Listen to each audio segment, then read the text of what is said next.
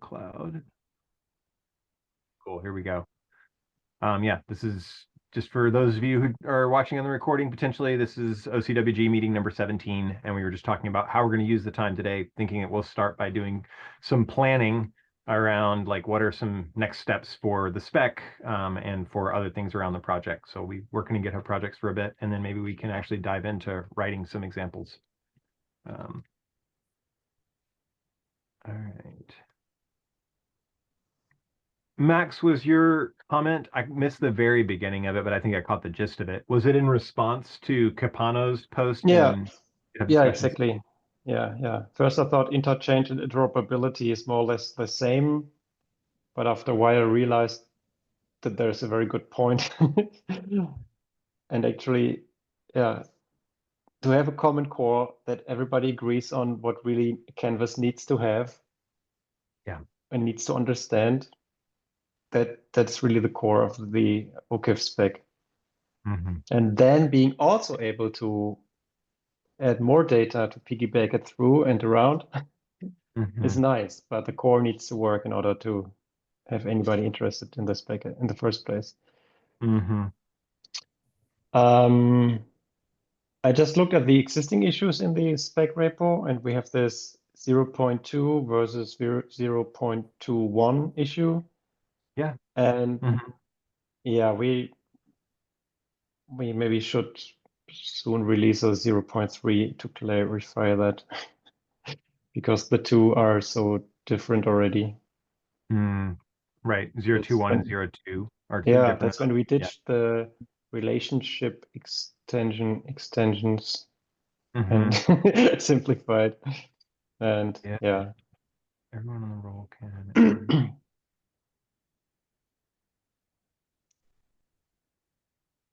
Okay, I just made a project at the base level of OCWG. I just made it public, so you guys should be able to see it now. I also closed out the old project. Work in progress. Why? You mean a project, not in the GitHub sense, not an issue project. Okay, yeah. Yeah, exactly. GitHub projects. There was an old project that was called like planning or something like that Orion and I used in the first month or something, and then we stopped using. And so I just went and closed it so it wasn't distracting. Yeah, this stuff. Okay. And yeah. Oh, administration. No, it's still there. We're not using it at the moment. But I think it's private. But now there should be a public one called work. Very creative title. Yeah. Anybody name? We can come up with it. I can see work in administration. Yeah. Yeah. Cool. Oh yeah, because you're a admin for the organization, so you can see both. Okay, got it.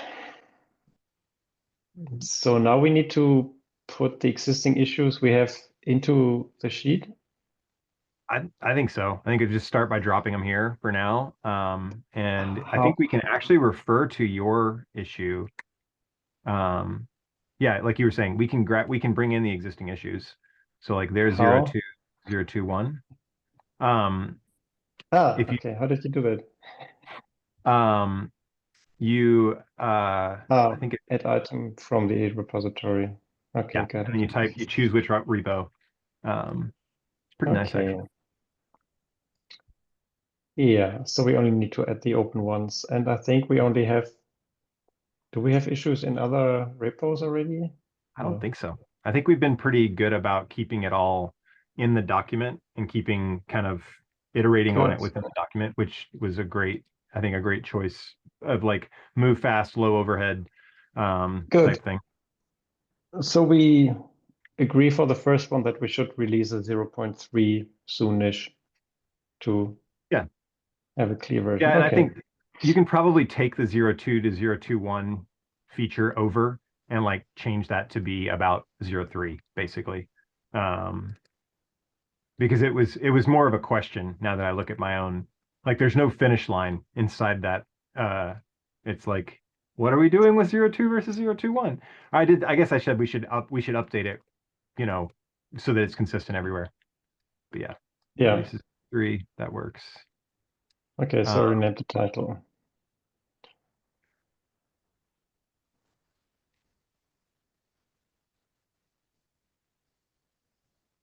Should we then add a new document, spec 03 in Markdown, so that you can always simultaneously look at the old version as is commonly done for specifications?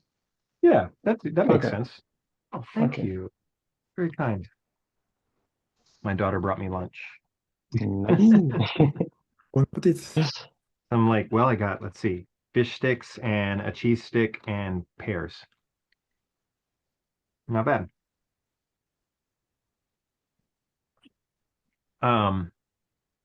Yeah, I was also thinking about setting up the spec URLs at spec.canvasprotocol.org.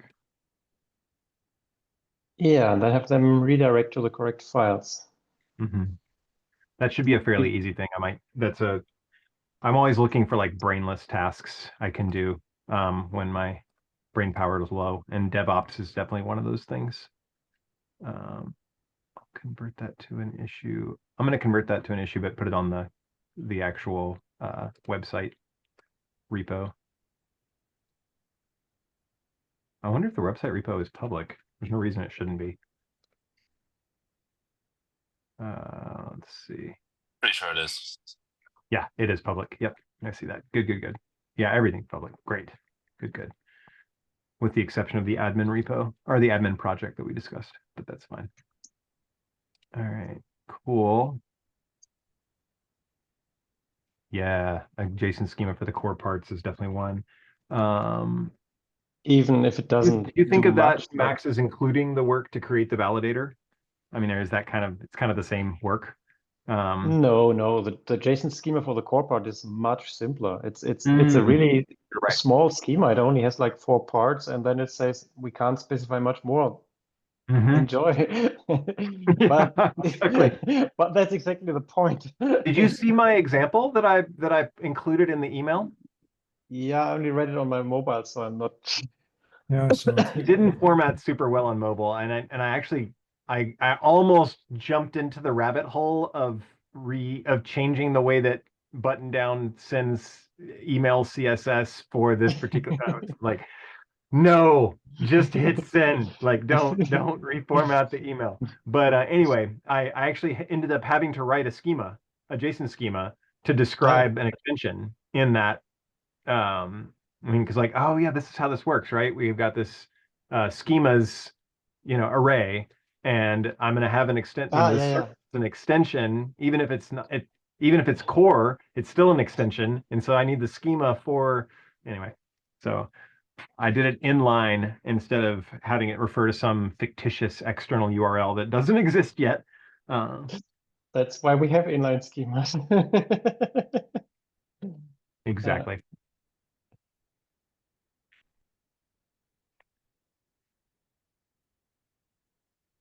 Right, now we need to look at all the other to-dos sprinkled somewhere. Yeah, look at the bottom of the bring them in. 0.2 spec in the to-do section. Let's move those over. Let's cap this to like maybe 2 or 3 more minutes. I don't want to spend too much time on planning when we could actually spend some time doing work.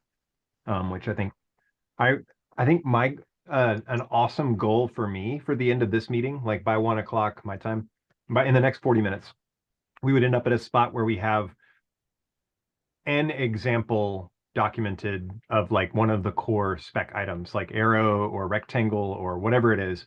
And we know where, like where we're going to put it, like the rough file. We've done one basically, because I feel like if we've done one, I could pretty quickly do a few others. And then if people are interested and say, well, shouldn't you have an X? We could be like, well, there's an example of a Y over there. Just you follow that example and you can make an X and propose it. So that would be I think it's a small goal of like have one example of one core item documented So by where is the example circle in the repository somewhere? It's not in the repo yet. It's only in your email. Okay. It Okay. literally, it's in my Obsidian, and it got copied from my Obsidian into button down and got sent via email. And it also became a screenshot that went into the Blue Sky post. All right. So I'll copy it into the repo. Please. And I very quickly, made the decision of like circles only have radiuses. Like, should we add stroke? Like I just left it all alone. I was like, radius. It's got radius. That's all it's got. Probably has a background color actually, and probably has a stroke and a stroke weight and a stroke color, but like this is all up for discussion.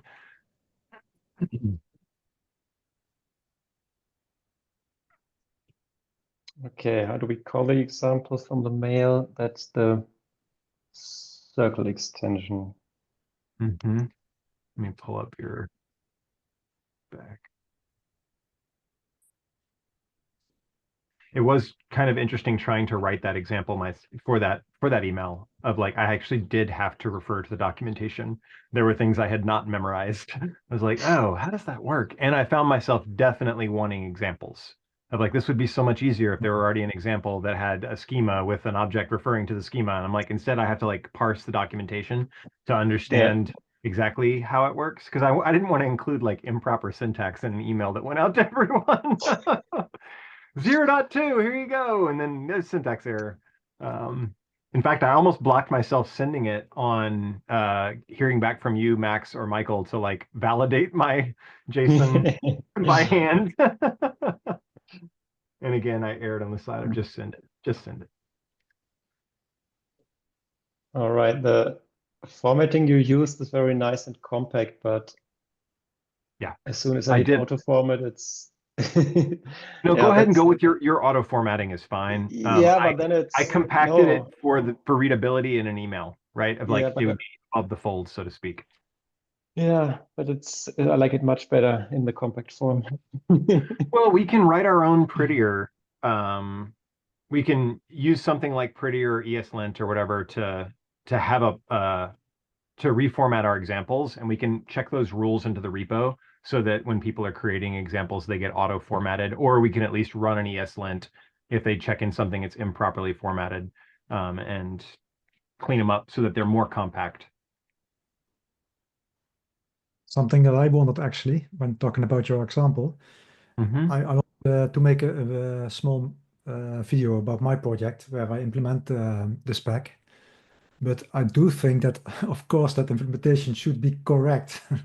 I already got relations and some more stuff, so I'm a little bit hesitant there. I've got it. I think I've got the video finished after this weekend, but yeah, I'm not yet sure if it's already the right moment to send it out. Again, of course, I will say in the video that's not a perfect implementation yet, but yeah. Dude, what's the manifesto? Wait, standard.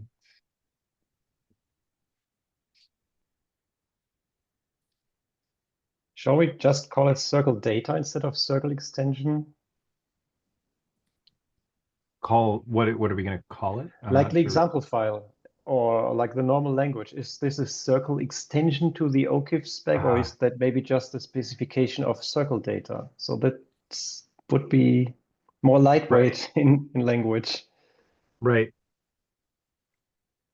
Extension is correct. It feels like there's two things to me. Like there are things that are core, and then there are things that are extensions. The reality is that core is actually a blessed set of extensions. Yeah. Which kind of but they're all extensions, I think. We've already talked about assets represent external media, so it's not an asset. Data feels too broad to me. Okay. I would probably just call it extension, but I don't have a better word yet. Or we go with a like circle node type or circle relation type, sort of like. I would say, yeah, circle node. That's just, circle node. That's the circle node, yeah. And the arrow node and that kind of stuff. Yeah. I like that. And circle node is actually a node extension if you. Right.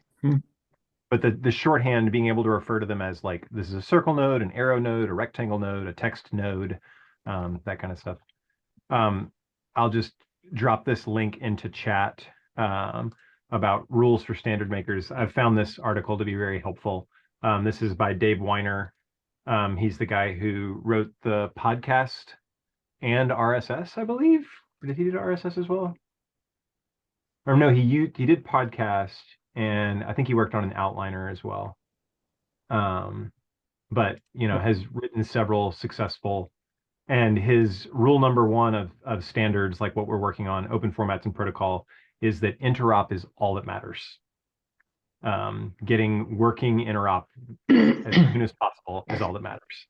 And I respect that as wisdom. The only reason we have open formats and protocols is so our software can interoperate.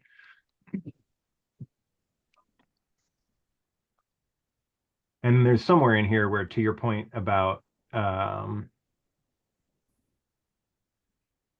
yeah, freeze the spec, keep it simple, don't break anything. Yeah.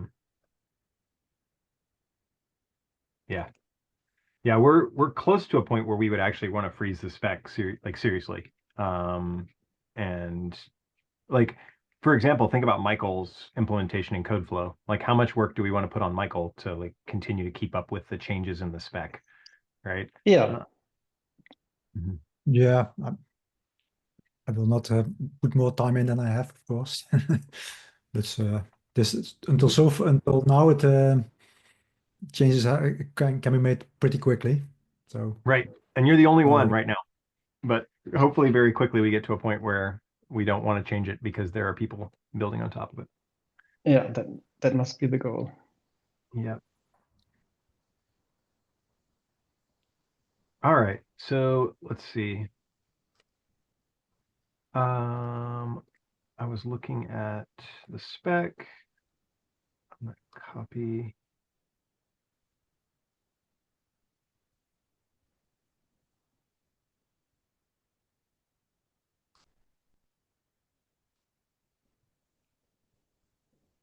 Max, do you want to share your screen while we work on the first set of examples, since you're already working with Circle? Yeah. Would that be all right? I just rearranged everything so they can at least see my IDE. Yeah, no, I understand.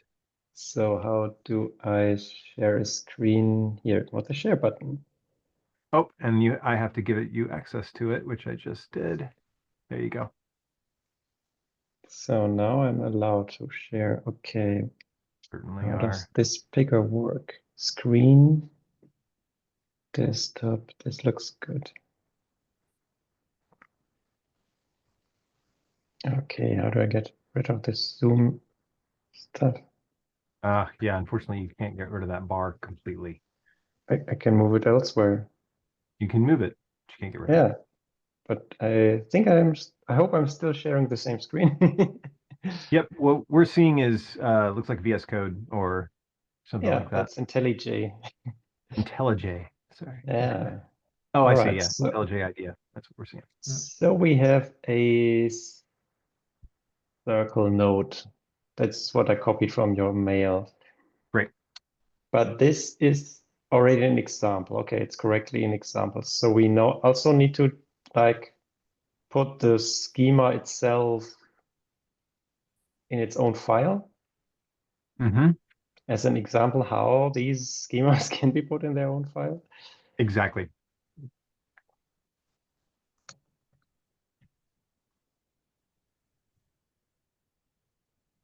And do we want to attach a version number to it, or is it like assumed that without a version number, it is the most recent?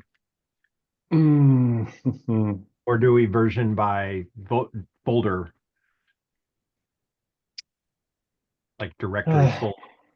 The way you have I'm looking at the URL schemes right now because I'm thinking about implementing these, and you have it organized by like there's a directory almost like 0.2/ here's all the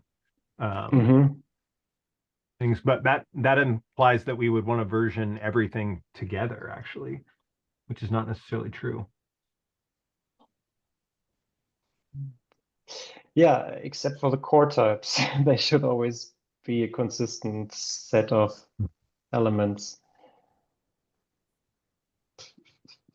You're saying the core should always be versioned together. in reality, people don't want to deal with the fact to use spec 0.3 with a circle data extension 0.4, which blah, blah, blah. It's just too much. No, that's a good You point. need Excellent just point. go for I'm with you. schema 0.3 and that's it. Got it. I like it. So we have, yeah, maybe one folder per version.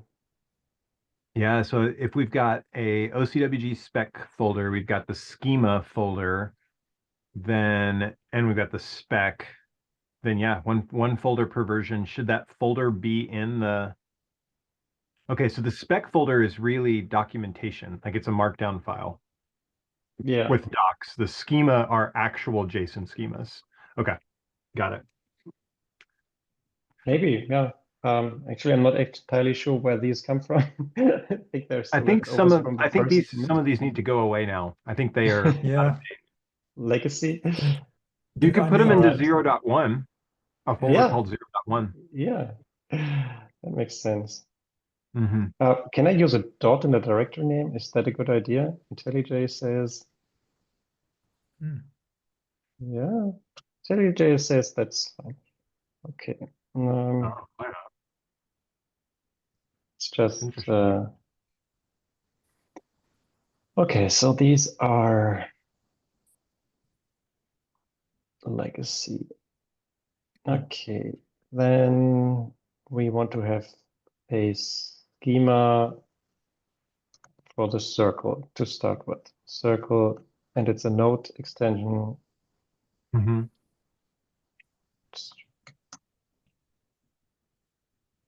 Okay, and looking at the example, the schema looks something like this. But now, Mm-hmm. now the Well, question is, I cut some things. should this This be a isn't a JSON valid JSON schema? schema. Yeah. So a JSON schema has to have a top level. You probably know this better than I do. I learned this in the last week, which is it has this top level thing that says what is this thing, and I basically said it's a JSON object. I mean a JavaScript object, and I cut that part under the assumption that like all of our JSON schemas, the top level thing is going to be a JavaScript object, and so that's kind of redundant for us to say schema is a JavaScript object. Okay, so this is what Gemini says we should do. Exactly. So that like line 3 is what I cut. And is this the correct version of JSON schema to use? No I idea. mean, Go look. Yeah.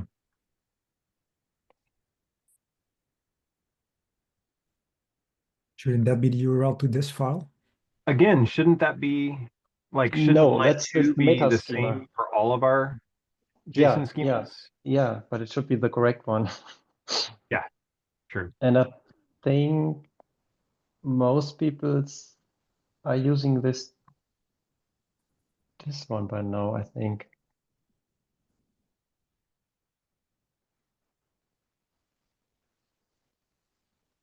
Yeah, I think Aaron mentioned this in a comment on the pull request of mine some time ago. So this is the right one, JSON schema draft, okay. Mm-hmm. Back to my IDE. So this is wrong. Mm-hmm. So now they have a pound sign at the end and we don't.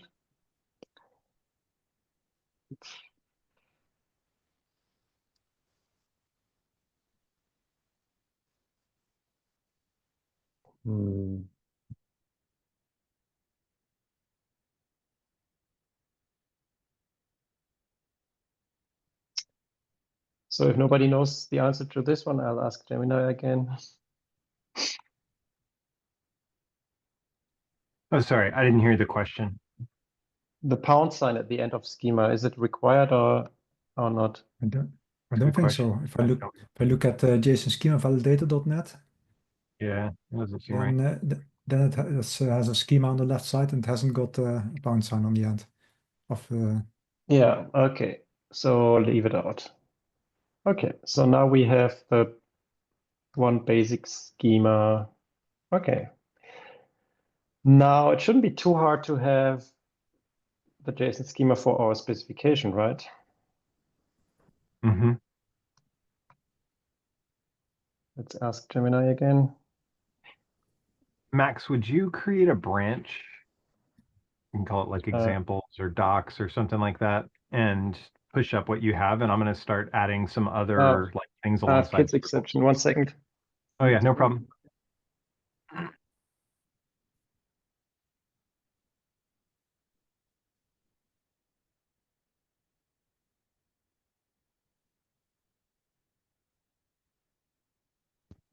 I need more screen time. Yep. My kids would agree with that. They need more screen time. All right. Yeah, I'll put these things in a branch. I think I'm in some branch already. I was just looking. I don't think there's any branches out there that are pushed up to the remote anyway. Spec 021 is still out there, but that should get deleted now. Yeah, I'll put them in this branch. Wonderful. I'm gonna have to drop a little bit early. I'd love to do some async work now that I have time again. So I'll look to follow up in the channels and see what I can contribute while I've got bad Wi-Fi up in the mountains here. Awesome. Yeah, well, don't break your neck landing any backflips, and we look forward to getting back to the US. Yeah.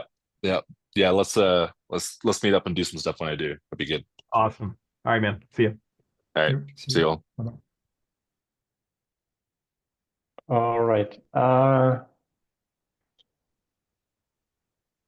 So what other examples should we add? Or should we maybe define the core stuff from the spec so that we can... Yeah, let's do it. So we just go to the existing extension and decide what, for example, we have the ports extension. It's not synchronizing right to left. Yeah, and I'm going to go to the 0.1 doc that Orion and I wrote up because it has some good core stuff in it. So the ports extension we could leave out of the core. Yeah. Or we could add to the core. Right. You're saying what does it mean to be part of the core? Mm-hmm. Will most canvases support ports? I doubt it, actually, but you doubt whether all canvases support ports? Yeah. Probably true. Or most canvases. If you look at whiteboard canvases, they usually can make connections or arrows like TL draw. Mm-hmm. But is that with ports? I don't think so.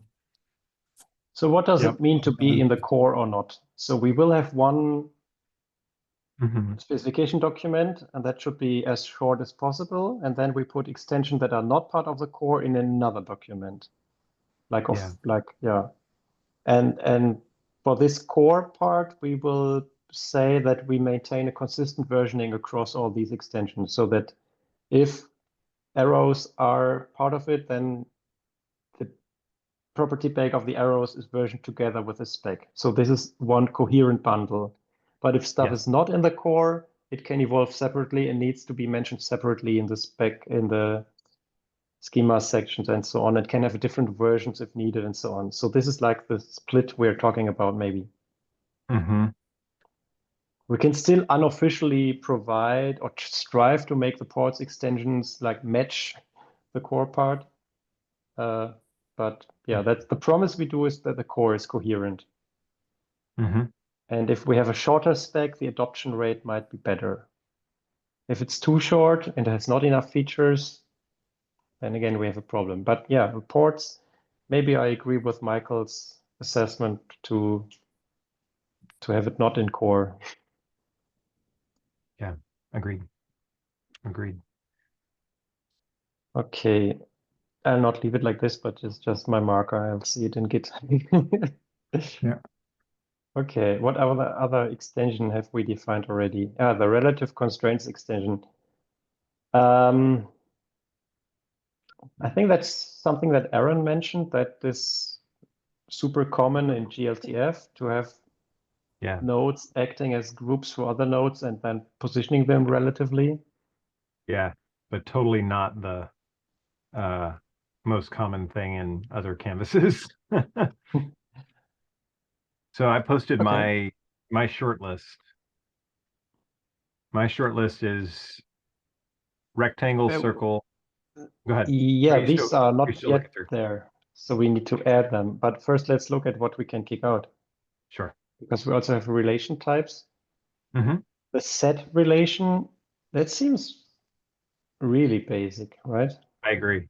No, I think set, I didn't think about relate, or I didn't do my list for relations yet, but I think set is one. And what was the other one? Edge. Set the and edge. Simple edge. Mm-hmm. Are core. And the hyper edge can go out. Yeah, I don't see why it would be core. I know there's a few people who love them, but Copilot suggested it should be part of core. Yeah, I don't know that hyper edges are supported in Obsidian Canvas. So group. Group is set, right? It's the same thing. No, group has if you. What does it have that set doesn't? That's a good question. A group has members, and if you delete a group, the members are still. Oh no, the members are deleted as well. So group has a much stronger semantics than set. Mm-hmm. Mm-hmm. I see what you're saying.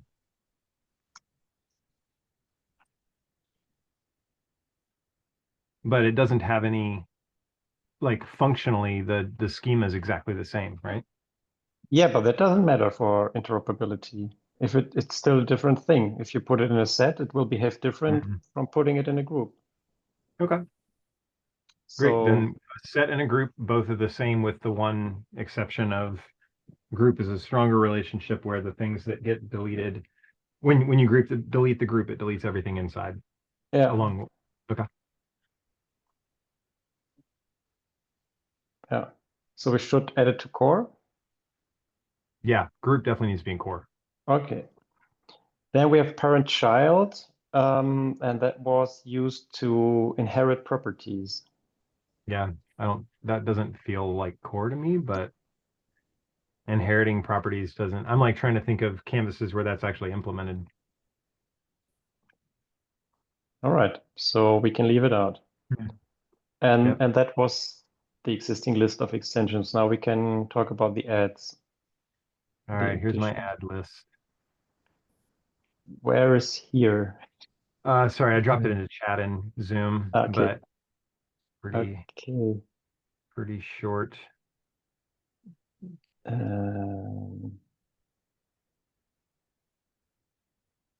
the rectangle seems to be more really to be the first node that we should describe instead of circle, because of the position and the size. So I almost did a rectangle, but then I realized it was going to be longer. Like the example would be longer, the JSON schema would be longer, and the properties would be longer. And I went for terseness. And so I was like, circles only have radiuses. Done. That's yeah. Okay, for circle, the one weird thing is that the XY coordinate is not the center, but top left. Yep. I definitely left that ambiguous in my example that I included and thought about it. I was like, oh, wait a second. Where is XY? We need to define that.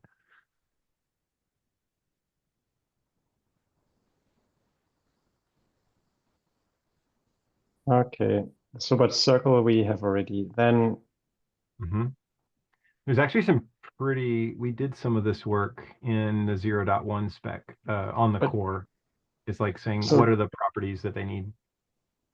Rectangle is rather trivial. I mean, okay, so we get it from the first spec? Well, I'm looking at it right now. There's a so position and size. The other elements, which we already have position size and wait, is rotation part of the core? Yeah. Cool. Great. Yeah, then it really is, like you said, fairly trivial, because position and size should cover the bounding box of the rectangle. Yeah, but that's also core. Yep. So then really it just comes down to stroke. And this is an open question of like, what do we want to do with stroke generally in core? So the minimum that we came up with before is there's stroke color, stroke weight, and fill color. And those are that's it. And if you want a more complex rectangle, you'll need to extend it or come up with your own extension. Okay, say it again. So we had stroke width or weight, then width is better. Width is a better way of saying it. Line color and fill color. That's how I call them in my app. SVG, it's stroke. We followed SVG here. So instead of width, we would say stroke, and is the line width. Yeah. Okay. Line stroke color at least. So let's see. Yeah. Stroke color. Okay. I think stroke width. Yes, stroke width. It's stroke width. Yep. Okay. And is it fill color? The color is just a stroke property in SVG. Oh, interesting. Well, we don't have to do that. We could just say stroke color. Yeah, maybe we call it stroke color. And they do the same thing for fill. Fill is assumed to be the fill color. Okay. Okay.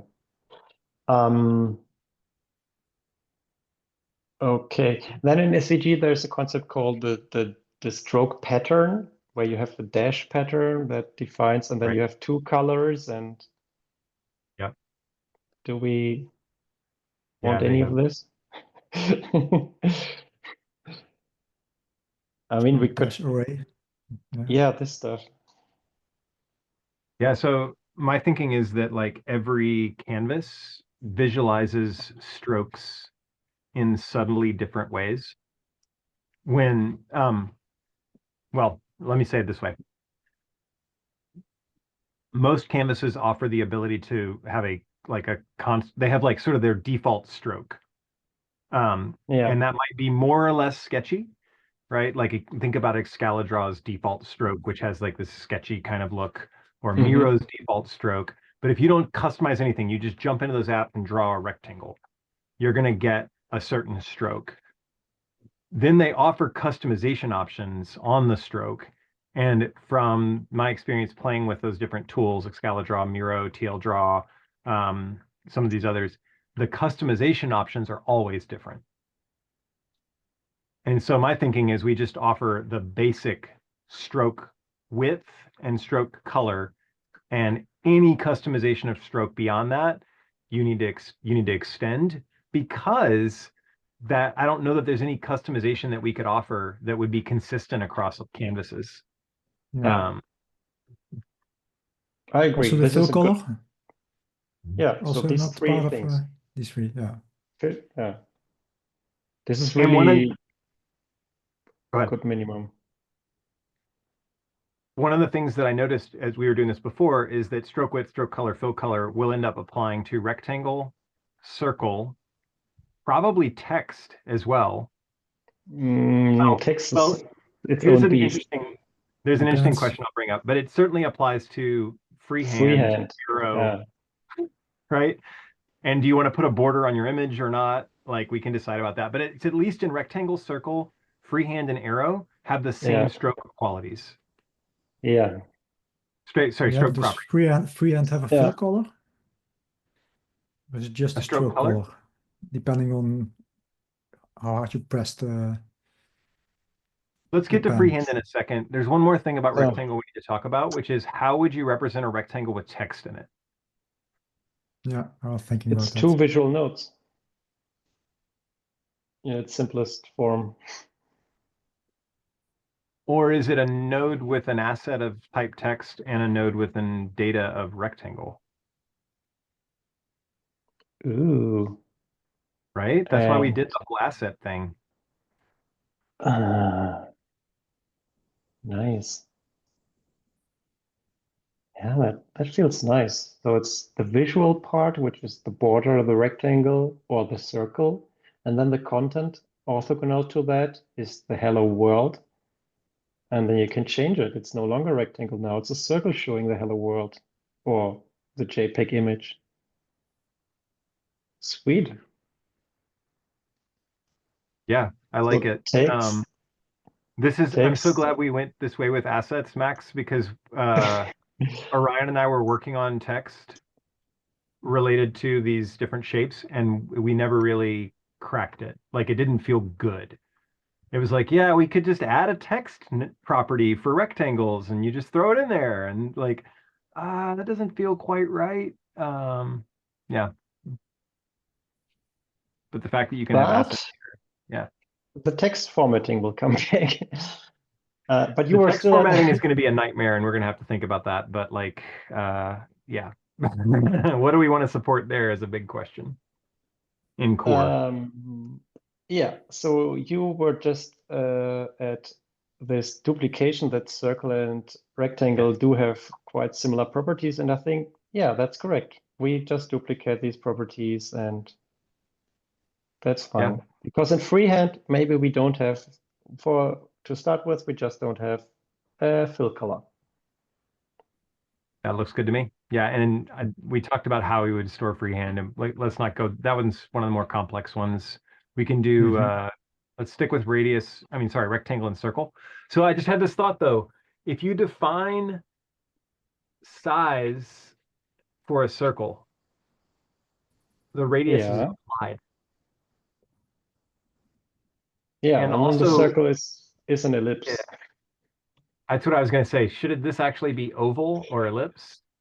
Oval is nicer.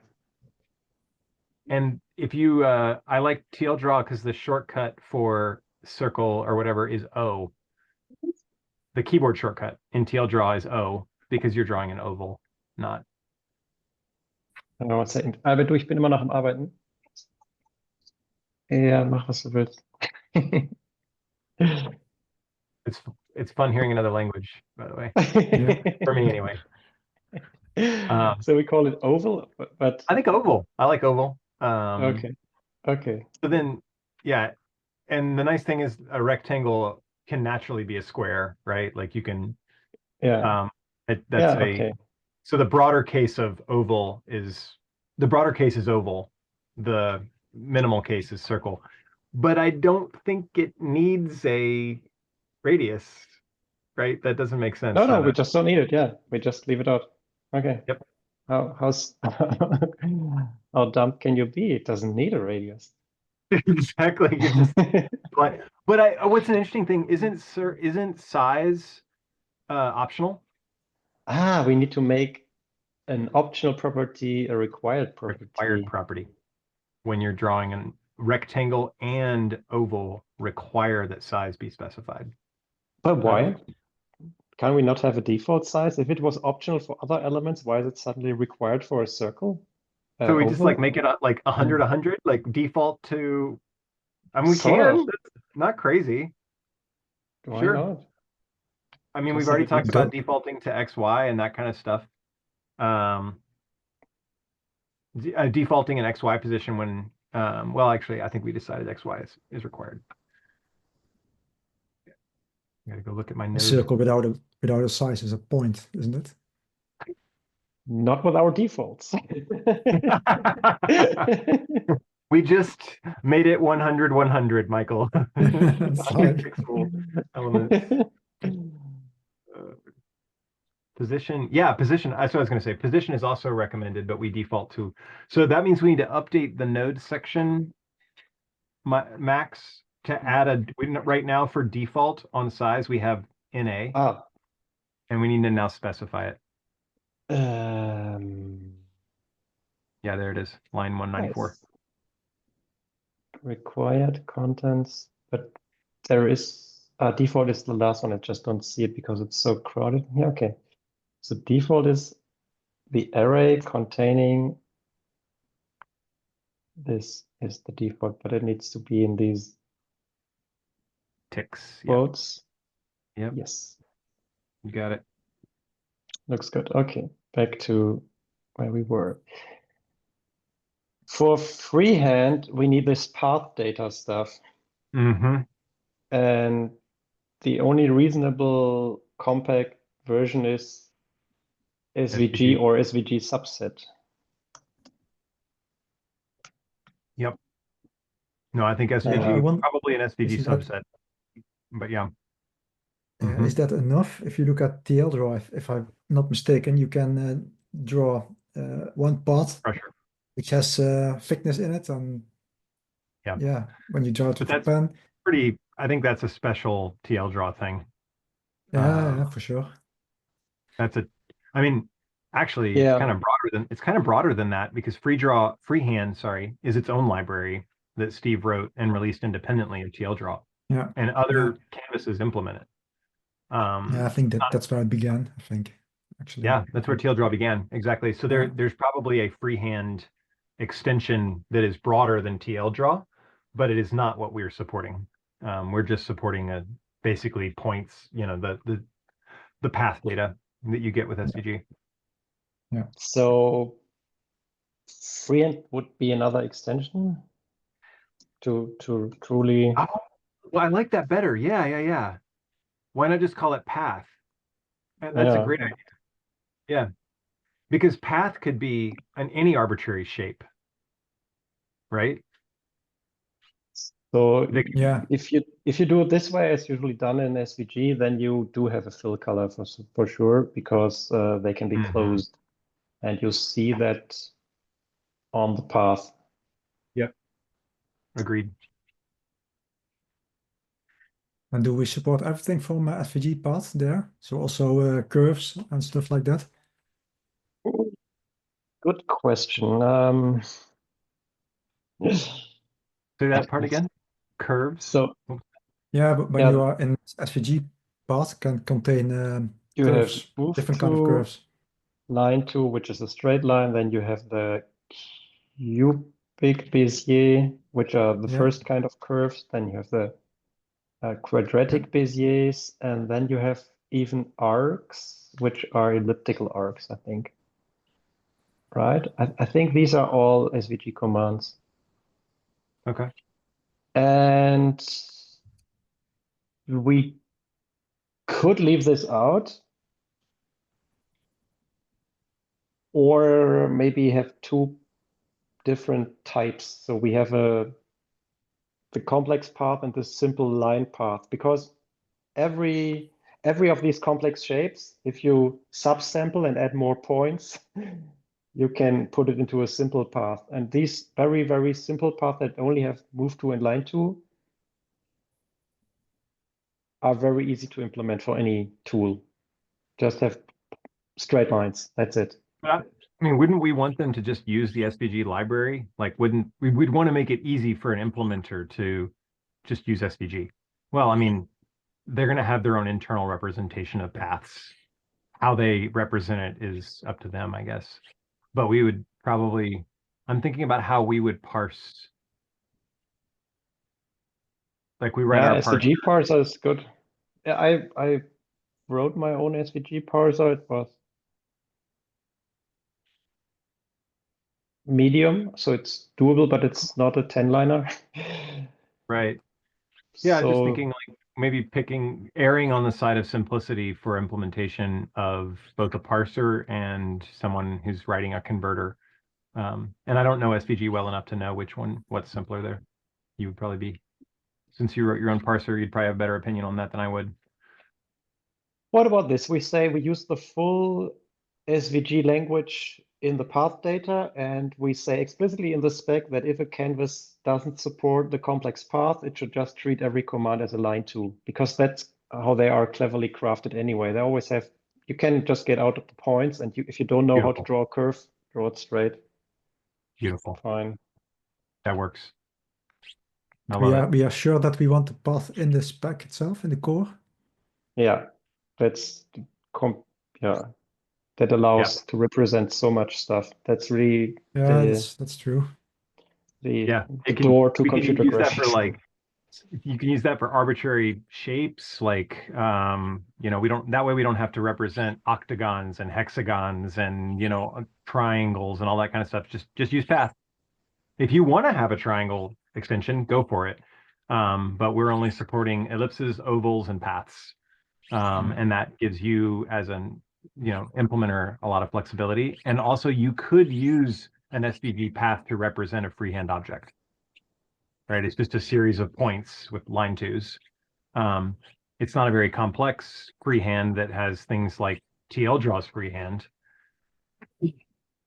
but that's not for core. Yeah. Perfect. What's it called? Perfect pen? Perfect. I want to know how it was called. Perfect. Oh, perfect freehand. Yeah. Yeah. Was the name of the library. Yep. Yeah.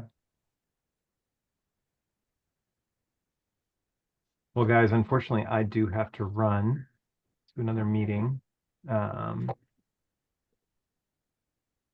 Max, if you just want to check these in, this is a great start. When you get these pushed up, I'll see it in GitHub, I suppose. But I can add it tonight. Sweet. Yeah, should we also have a simple images should be pretty simple too. Although, do we even need images? Can't you just use a rectangle with an asset? Yeah, maybe we need to think a little bit how that really works together. Yeah. But Copilot got it, yeah. Way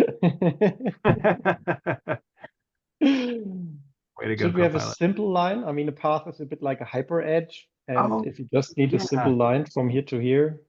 Yeah. Yeah, no, I think a line is a really critical one. And then there's arrows which have meaning beyond lines.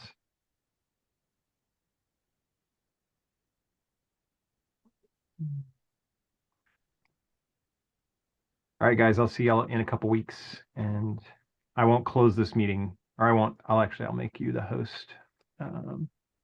Yeah, I don't have a lot of time also as well. We could merge arrow and line. Yep. I still have like 10 minutes left if you want, Michael. Oh, we can, that's okay. Because arrow is like the last thing to think about, and then we have more or less an idea for the core parts. Because arrows have these start markers and end markers, and that's still missing and adds the host of new problems, because obviously these markers need to be defined somehow, and so what could be like a minimum set is what I did in my library is to say, is the start representing something that's outgoing, incoming, or not directed, and that's it. So it's like undirected, outgoing, incoming. So one of these keywords, and same for end marker, and that's it. So and the default is of course undirected.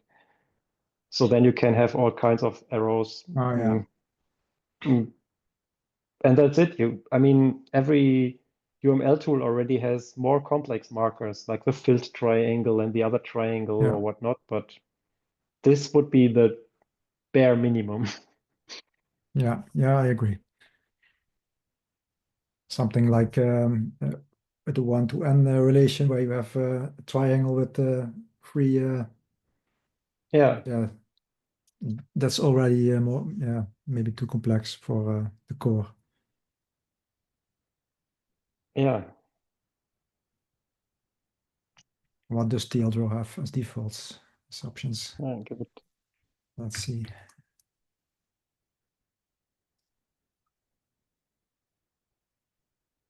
TLDraw already has a lot more options.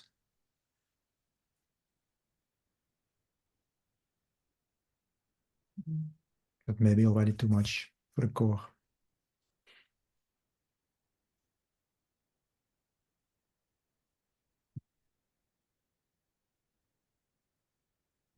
How does an incoming arrow as that's start really, marker look? Is it? Yeah, it's a bit tricky. It has to look like a bit like this triangle. In the line. Like, maybe I need to make the line thicker so that this is imaginable at all, or maybe make it really thicker, and then needs to look something like this. That's actually one of the tricky things to render. Okay, so then for the real arrow, we do it the other way around, and it should extend, of course, this shape. Yeah, maybe the idea gets a bit clearer.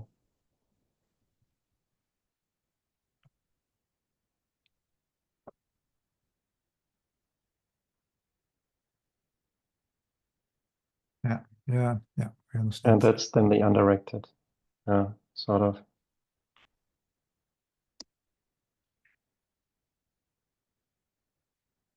Undirected end. This is the outgoing end. A moment, I read, and the incoming end.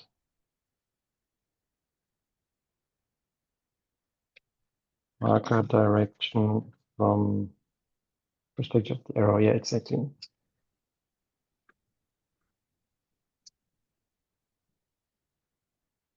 Yeah. So if I write this up a little better and commit it, and we have it. Yeah, very nice.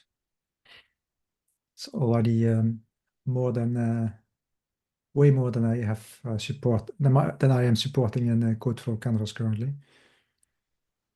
Yeah, it would be interesting how can you import other stuff that's defined in core, and you say you claim you implemented it, so how do you import it? Yeah, well, I've been really thinking hard, a bit right? about it.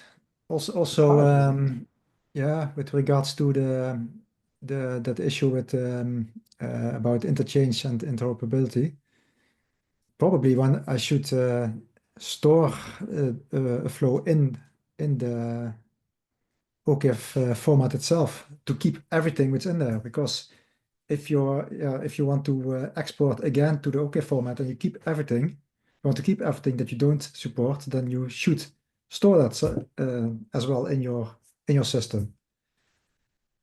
And probably using the OCF format itself is the best way to do that, I think. I agree. I'm thinking that, are we forcing every implementer to do this exactly? Because it's like almost the only way to do it. I was also thinking I can store it next to my own format, but still I need the imported data to be able to export it back again to that same and don't lose any information. So why not at least OCF itself? Yeah, you need at least the same nodes, and you need to store JSON bags for them. Then you can use your own database for it or do whatever you want. But yeah. Yeah, but what about relations or sets or things that are in there that you don't the same support? applies, yeah. But at least we have an overall ID scheme. They all share the same ID space. So you only need to have the ability to have some map ID to JSON blob, and then you can transparently recreate an OCF file. Of course, you also need to remember the type of the blob you stored so that you put it back in the right arrays. Yeah. Yeah, I think using the OCF format as this storage format is also very nice because I just saved in your tool and I can already open it in another tool, even if I forgot to ever do an export. Yeah. So it's nice. Yeah, something to talk about a little bit further, maybe next time. All right. Yeah, I'll commit this tonight. I don't know if I can stop the recording, but it probably will stop automatically.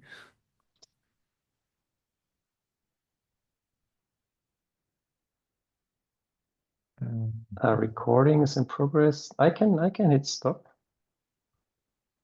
So now I'll implement this nice format. See you next time. Yeah, see you next time. I will plan a new meeting.